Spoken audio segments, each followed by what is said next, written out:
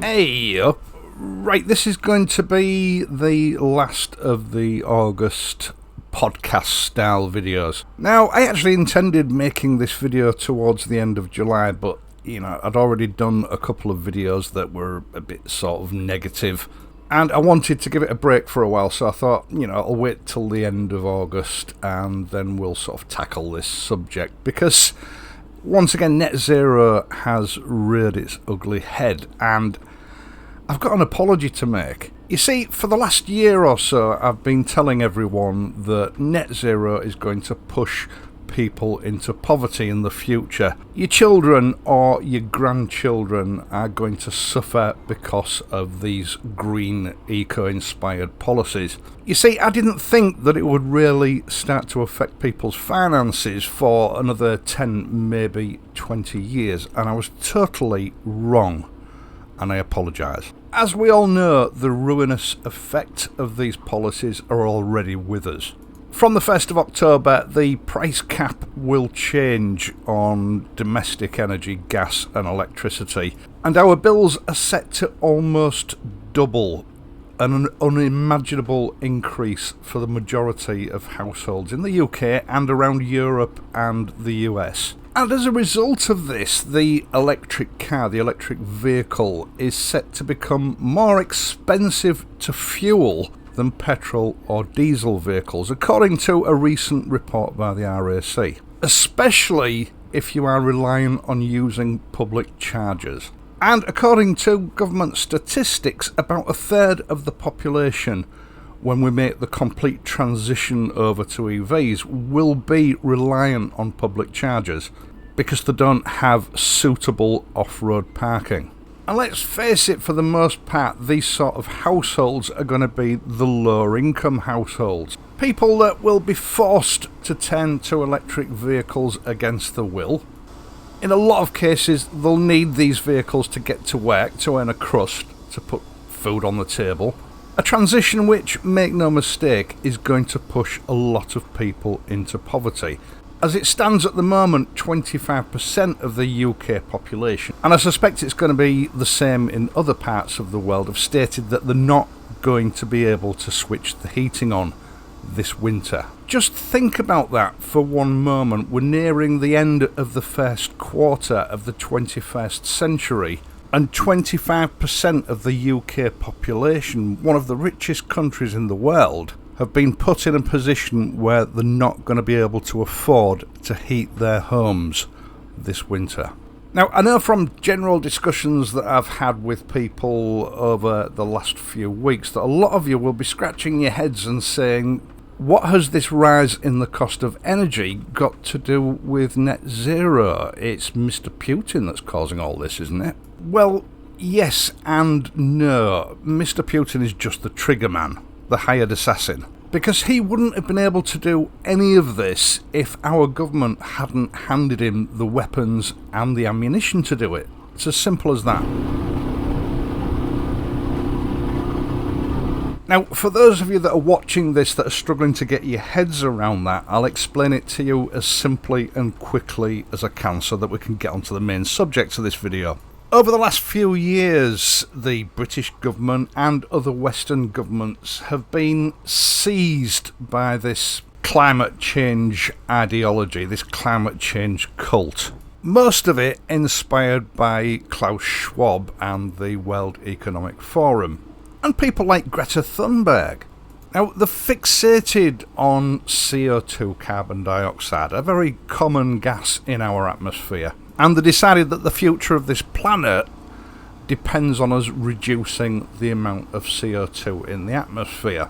Now, this is where it starts to get really silly. In order to virtue signal, if you like, to other countries about how green we are, about how we're reducing our CO2 emissions, these countries, including the UK, decided that we're not going to generate our own power anymore, because generating power creates carbon dioxide, which is released into the atmosphere.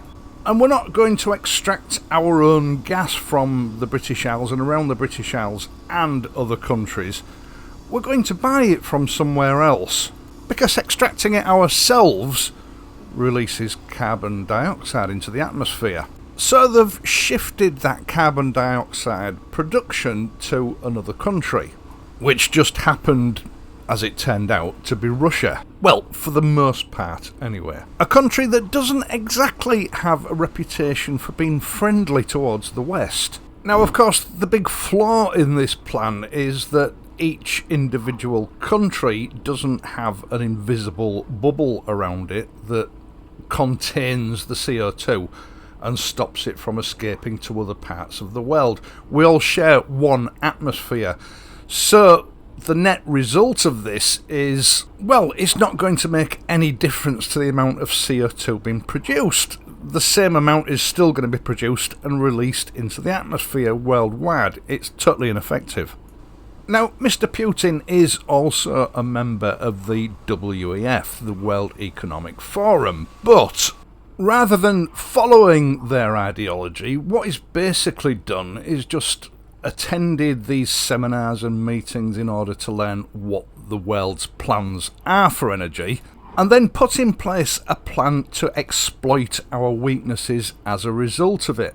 And I'll tell you how sinister this all is. Just days before the Russian invasion of the Ukraine, the rights to all the gas in the Elgood gas field in the North Sea, owned by Britain, was sold to Gazprom, a Russian-owned energy company, directly controlled by Mr. Putin. And Mr. Putin has now weaponised this energy supply, slowing down its distribution and raising prices worldwide. All because of short-sighted, virtue signalling green policies by our governments. I would even go so far as to call them treasonous policies, because each and every government that have put their citizens at risk with these policies have hugely compromised their own country's national security. That is the real legacy of these green eco policies. And electric cars, a form of transport which have been hailed as the saviour of this planet, have now also become victims of net zero. Because according to the RAC, the increased cost of the electricity required to charge those electric vehicles up means that for a lot of people, the cost of charging their electric cars up from the 1st of October this year will be higher than running a petrol or diesel car. And this is just the start of it, because energy is set to increase at least for the next year. It may even go on for 2 or 3 years. And I wouldn't count on it ever coming down to the level that we've had for the last few years. Now, over the last few weeks, we've seen petrol prices at the pump drop significantly. They may continue to fall, they may stay where they are, or they may go back up again, we don't know. But this is the state of play under the current prices. According to the RAC, the price of charging your average electric SUV at home is set to rise from around £18 to £33 from the 1st of October, which for your average electric car with a range of about 245 miles is still a little bit cheaper than running a petrol car. However, if you want to travel longer distances, which will require charging at a public charger more than once, let's say a journey of 400 miles, they say it's likely to cost you up to £99 more to travel that same distance compared to a petrol car. Now, you've got to bear in mind that public car chargers charge a rate of 20% VAT. That's because that electricity is used as fuel for a car. Now, electric vehicle owners are lucky they don't have to pay fuel duty yet. That's coming, and I'll cover that off near to the end of this video. Now, I've got to admit, I found the RAC's sort of report on this to be a little bit confusing. They're comparing a Jaguar EV with a petrol-powered EV. I'll leave a link in the video description to that article. Now, this has been published by multiple papers. They're all more or less the same. What does confuse me about this is they say that the electric version of the Jaguar has a range of about 290 miles. So in order to travel 400 miles, it would need to recharge multiple times. That doesn't quite compute for me. I'm not entirely sure, but I think what they've done is they've given the manufacturer's stated range of 290 miles, which in reality may be significantly less, requiring multiple charges. I mean, we've got to trust that what they're telling us is approximately, correct. I can't imagine that they would publish this if it was way out. And perhaps the respective newspapers have just not sort of translated it correctly. I'm not sure. But they do give similar figures for a Kia e-Niro, stating that a similar journey would cost approximately £88 more in the electric version compared to the petrol version. Now, I also read a similar-ish article by This Is Money, and again I will leave a link to it in the video description down below, where they use a Volkswagen as the example car, over 10,000 miles, or sort of yearly projected mileage, and based on using public chargers over 10,000 miles at October's prices. Obviously there's going to be another increase in January, which means it will go up again. They say it will cost you £388 more to fuel up your electric car compared to the petrol equivalent.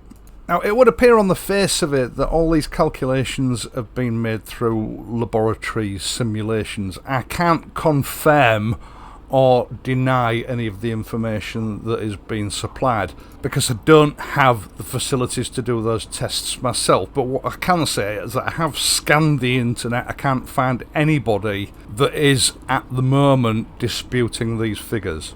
So it would seem for the moment that this electric dream, a product of net zero, is already becoming a victim of net zero, and it's starting to fall apart. Now, what did annoy me just a little bit, and this seems to be a part of this sort of virtue signalling green movement, is that the RAC is campaigning on behalf of electric vehicle owners to have the public charger VAT of 20% dropped to the same domestic tariff of 5%. I think that is really unfair to other road users. And really, it's a clear example of how the green lobby is having to sort of create synthetic incentives to try and keep this green dream alive. It's not sustainable. I don't see why the general public, the taxpayer, should have to keep subsidising this ridiculous green idiocy.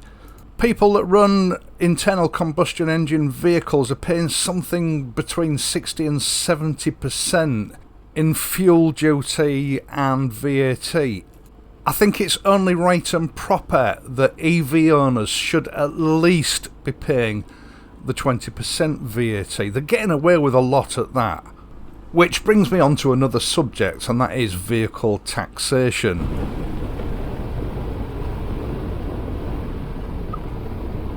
Now, from July, legislation was put into place stating that all new home charge installations must be metered separately to the domestic supply. Now, there's a good reason for this: taxation.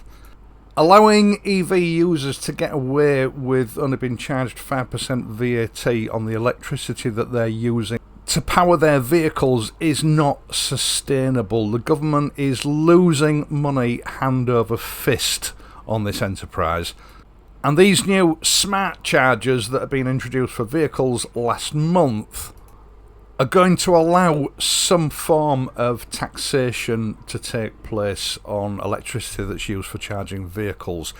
It's going to come. I don't know when, but the government is clearly putting that infrastructure in place. This electric dream is costing the country an absolute fortune, and it cannot go on forever. They've already dropped the subsidies on the purchase of a lot of EVs. And EVs, as it stands at the moment, don't have to pay vehicle excise duty. That can't go on. They're wearing out the roads at the same rate as petrol vehicles. They need to be paying their share for travelling. These are merely incentives that were put in place to encourage the uptake of electric vehicles.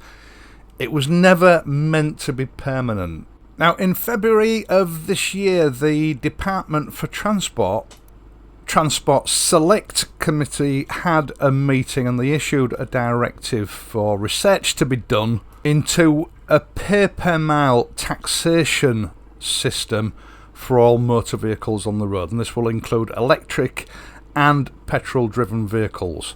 And the mandate was that this research should be completed by the end of 2022, with proposals for how and when it should be implemented. So, pay-per-mile taxation for motor vehicles, electric or petrol, is just around the corner. When this comes into force, this means that that element of not having to tax your electric vehicle will be lost, and you will be charged for every mile that you travel in that vehicle, which obviously is going to increase the cost of running EVs even further.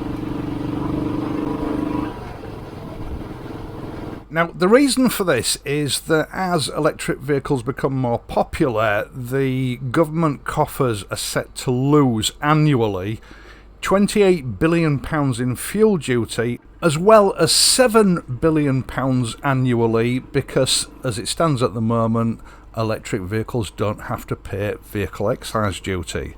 A total of £35 billion, and that money has to be brought back into the coffers as electric vehicles are rolled out. So whichever way you look at it, the price deficit or price advantage of running an EV over a petrol engine vehicle is going to diminish substantially, and by the looks of it, possibly even going to become more expensive than running a petrol car, even if you're able to charge at home in the long run. Now, there is no simple sort of one answer fits all for this scenario. Electric cars are substantially more expensive to purchase than their petrol or diesel equivalents. But again, that price difference can vary greatly from one manufacturer and model to another. Having said that, for the moment, servicing costs do seem to be quite a bit lower for an EV than it is over a petrol or diesel driven car. There are fewer moving parts, so theoretically it is cheaper to keep them serviced, but that won't remain the case forever.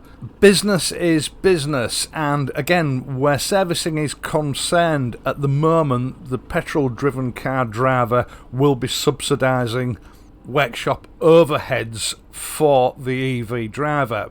But when the petrol car is in the minority, these service centres are going to have to sort of get the costs back up to be able to stay in business, which means that parts and labour are going to increase substantially.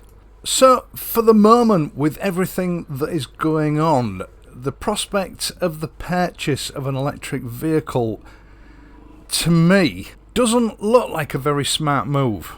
I would urge anybody who is currently thinking of buying an electric vehicle to think about it very, very carefully before pushing the button. Weigh up the pros and cons and keep an eye on what is going on in the world around us. The rollout of public charger facilities has not kept pace with the government mandates. And I read an article the other day where range anxiety for EV owners has changed. It's now called charge anxiety, because they're finding it so stressful to find a public charger that is either not in use or is actually working. It seems to me that there are so many pitfalls with electric vehicles, and those pitfalls are increasing substantially day by day. Do your homework before buying one. As I've said, I'll put all the relevant links that I can find in the video description down below for you to peruse. Once again, thank you so much for taking the time to watch this and my other videos, and in doing so helping to support this channel. I really do appreciate it. I would also appreciate it if you would perhaps leave a like on this video. It helps me out in the algorithms and increases the reach of this video across the platform. It would also be rather nice if you're not a subscriber, if you would consider subscribing to the channel. Again, that really helps me out and I do appreciate it. I am of course going to be back on Friday, so until then, please ride safely and I'll see you soon.